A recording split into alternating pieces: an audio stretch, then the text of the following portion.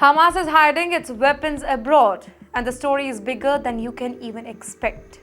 Hello and welcome to Times XP. I am Dhritiyatri, and for years, the world believed that Hamas kept most of its weapons inside Gaza. Be it missiles, be it rockets, be it drones, explosive, every single thing. But now a new report has exploded that idea and the truth. It sounds far more dangerous. According to Israeli intelligence shared with Khan News, Hamas has quietly started shipping weapons to other countries. And that too far from Gaza, far from Israeli eyes, Yemen, African nations, and even more unnamed locations. Why? Because Hamas wants to protect its weapons during the ceasefire, store them safely, and bring them back whenever it chooses. This is not disarmament, by the way, this is relocation, a strategic pause and not surrender. Now let me remind you here, under the US brokered peace plan, Hamas is supposed to give up its weapons completely. But Israel's defense minister says that the opposite is happening. Israel Katz, he revealed that the IDF is destroying tunnels at full speed, blasting some, filling others with liquid concrete. Yet, while Israel shuts down the tunnels in Gaza, Hamas is building a new supply line outside Gaza. Basically, a quiet shadow war is unfolding across the borders. And you know what? The timing is not coincidence either. For years, Israel has armed Hamas, funded Hamas, trained Hamas, equipped Hamas. In fact, October 7th attack exposed the truth to the entire world. Many of those weapons used that particular day.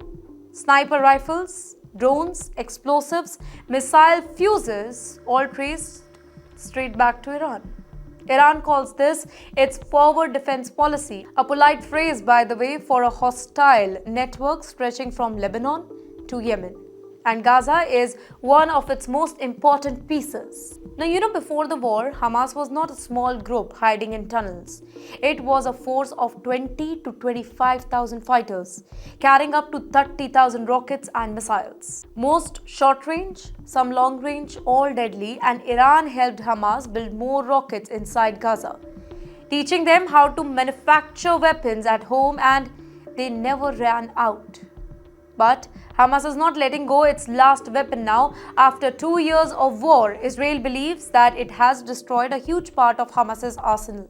Be it thousands of rockets, be it dozens of bases, be it miles of tunnels. But one thing is very clear. Hamas will not hand over what remains. Not now, not under a ceasefire, not willingly. So, it is moving those weapons far away, waiting, planning, preparing for the new future.